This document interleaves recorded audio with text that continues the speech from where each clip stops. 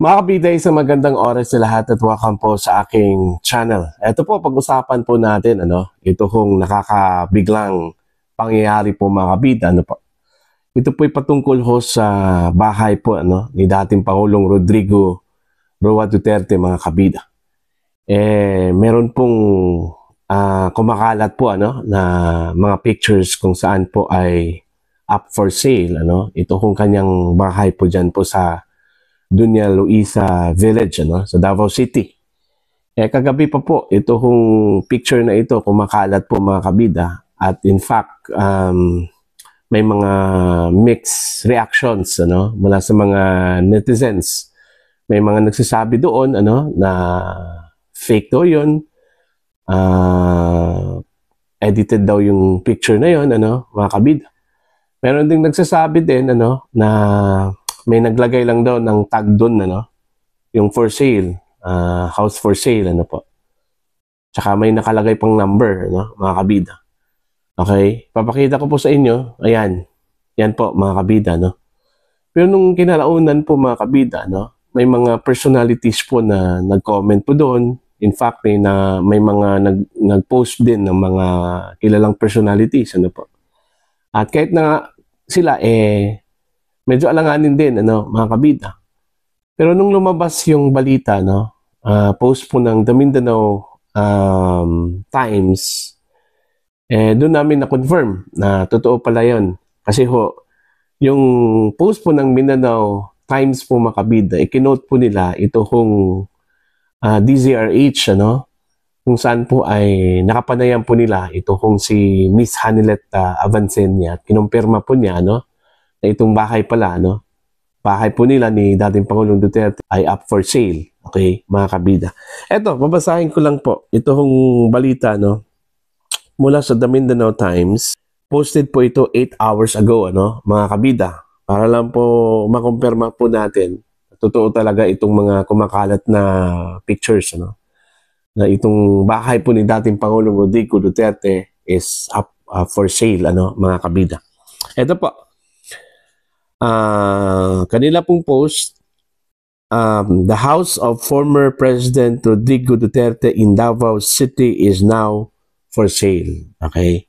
This development was personally confirmed to DZRH News by his common law wife, Hanilet Avancenia. Avancenia revealed the difficult decision, citing emotional and security reasons for abandoning the property. Ang sabi po dito ni Miss Hanilet, ayon po sa interview po ng DZRH, mga kabida. Masakit sa dibdib kung every time I go inside, ako na lang ang pumapasok dyan. May 4 na katulong pero walang amo. We abandoned it after what happened. I cannot sleep there anymore because the lawyers asked us to install a CCTV even inside the bedroom. It pains me every time. Go inside. I'm the only one who goes in there now. There are 4 house helpers but no master. We abandoned it after what happened. I cannot sleep there anymore because the lawyers asked us to install CCTV even inside the bedroom. Avancenia told DZRH. Ayan, yun yung sinabi po, Actually, pinost po ito ni Miss Grace Saron, Isa pong journalist po mga kabida dito sa Davao City, At yun, quoted by the Mindanao Times, ito kong post po ni Miss Grace Saron kung saan po ay quoted din niya ito kong interview po mga kabida ng DZRH po kay Miss Hanilet Avancenia, mga kabida. So yun, nakakalungkot po kasi kasi biglaan po, Sino bang mag-aakala po na yung bahay po ng dating Pangulo na binabalik-balikan, naging tourist destination na po, sa Davao City, biglang up for sale, mga kabida. Okay? Dahil sa hindi inaasahang pangyayari, Okay? Kasi naintindihan ko naman din ito kung si Miss Hanilet, sino naman pong asawa po o common law wife na may ganang pumasok dyan sa bahay na yan, wala na po yung kabiyak po niya, Tama yung sinabi po, meron ngang tao po doon, may mga katulong po, pero wala pong amo. Walang master, Kasi, yun nga yung advice po ng kanyang lawyer. Okay, maglagay kayo ng CCTV, Pati yun sa kwarto, lagyan din ng CCTV, Diba? So, traumatic masyado, po, mga kabida. Kung mananatili po ito hong pamilya po Didigong, diyan po sa bahay na yan. Kasi, yun nga yung emotional stress, yung, anong tawag po dyan? Nag-iisa na lang, wala kong padre de pamilya. Meron mang padre de pamilya po mga kabida, buhay nga, pero wala, nakakulong sa malayong lugar, dun sa ibang bansa. Yun yung nakakasakit, nakakalungkot, mga kabida, sa part po ng pamilya ni dating Pangulong Rodrigo Roa Duterte, po. Sayang masyado, kasi gaya ng sinabi ko po kanina, naging tourist destination na po yan. Ang dami na pong mga hindi ho taga Davao. Kahit na taga Davao, pumupunta dyan, Pero may mga hindi ho taga Davao, very amazing, na nanggaling pa sa ibang lugar, may mga foreign tourists nga, pupunta dyan, Diba? Para lang masilayan, ito hong bahay po ng dating Pangulong Rodrigo Roa Duterte, po. Okay? Nilagyan po ng standee po sa labas. Okay? So, yun po. Nakakalungkot lang talaga kasi biglaan po ito, Sino bang mag-aakala po na ganun po yung sitwasyon po ngayon, ibebenta yung bahay na yan. Okay? So, yun po, mga kabida. Marami hong nabigla kagabi, Nung kumalat po ito hong mga pictures po, Kasi ang bungakala po ng mga netizens, ng karamihan, na fake lang po yun, inedit lang po, mga kabida, may naglagay lang po ng tag po dun sa labas po ng bahay, na for sale, pero yun pala, totoo, yung may-ari pala, naglagay po nun, mga kabida.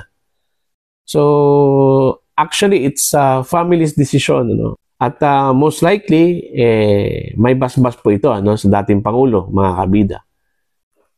Hindi ko lang din alam kung yung bahay na yan, pagmamay-ari po ng dalawa o isa lang bang nagmamay-ari dyan, si Pangulong Duterte o di kaya si Miss Hanilet, Basta ang pagkakalam ko yung bahay na yan, tinitirahan yan ng dating Pangulo, ng kanyang pamilya, kasama ho si Miss Hanilet at yung kanyang anak na si Kitty. Okay, mga kabida. So, yun po. So far, wala pa pong reaction dito. Ito kung ibang mga anak po, ni dating Pangulong Duterte, si Vice President Sara Duterte, at even si Mayor Baste Duterte, mga kabida. Okay? At Congressman Polong. Okay? Abangan po natin yan. Yung mga comments po nila patungkol po dyan, mga kabida. So, yun po, mga kabida, Pero bago po tayo magtapos, magbasa lang muna tayo ng ilang mga comments po dito, sa post po ng The Mindanao Times. Okay? Ang kanila pong post 8 hours ago, meron pong 8,600 reactions, 890 comments at 5,001 shares, mga kabida. Ito, magbasa po tayo ng ilang mga reactions po dito. Pasensya na po, kasi halos dito mga Bisaya po. Cebuano yung kanila pong comments po, mga kabida. Lisura pod ani nga kahimtanga, dili nami deserve sa pamilya Duterte. Naglingkod naman sila alang sa katawhan, kasakit tan-awon, pero naay may ginuog na tan-aw. Lord, ikaw na lang jud bahala aning tanan. Ito pa. Maulaw tag baligya ana ma'am, wa naman nay value kung mawala ang iyahang pagka-presidente. Kung dili jud na makabalik si Tatay D, gaba na lang jud ang hulaton para sa mga tao sa likod ani. Praying na ang Ginoo may nay mobalos sa ilahang gihimo, labi na ang administrasyon karon. Gaba radyoy inyo.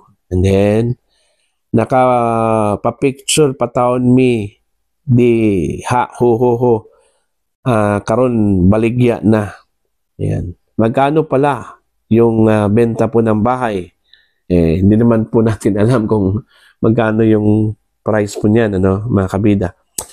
Sakit ni tan-awon, kaluoy po taon sa balay, nagipundar nila, pero sayon-sayonon lang og baligya. Ayaw sa, muuli pa man siya, okay? Sakto ra na kaysa naman plantiran, okay? Ito pa, last na lang po ito, ano?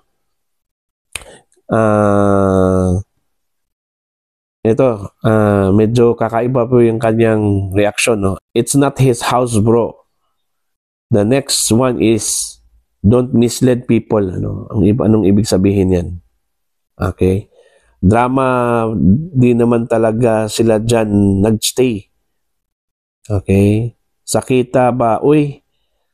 Tapos, ito pa po, sakit jud bitaw. Okay?